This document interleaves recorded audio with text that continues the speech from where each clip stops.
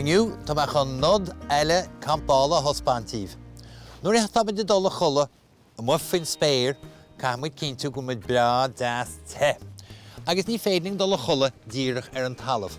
Be sé fleach, as be taiseachas as fucht as choile hort a teachta níos. Mar sin camuid srehanna a hóigáil. Mar sin, mon, tá muid chonan mata codalta seo a leige síos mar sin. Agus cymata sé sin an tocht nó an fucht ón talamh agus do hócht chugad féin. Nis, tá an mála codalta agin. Ach ní féiling dul a chola díreach sa bhála codalta. Mar a ríist leis an taiseachas agus an fleochras timpeall na háite camuid sin a chlúdach. Mar sin má thugamid seahamach tá an mála codalta seo áling túlaí as chuile hort. Ach ní muid gíre go me sé fleoch. Agus chuigi sin bhealach tá mála codalta don bhála codalta agin. Cos le cóta báistí mór don mála codalta.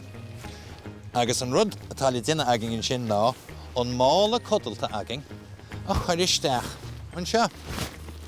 Agus a chuí sin bhí an chuile hort das te. Agus chumáile sin tá copla sreath agin. Agus mar is óldúing, nuair bhíon sreathanna éadaí agin, is fearr a bhíonn sé doing ar fad. Tá sé seo díoniscach, mar sin má hagan bháisteach isteach, be tú tirim, agus chumáile sin cumata sé sin fucht an talamh wet féin is títhe. Agus an mála codalta leag amach agin is das piliúr compórtach bheith agin.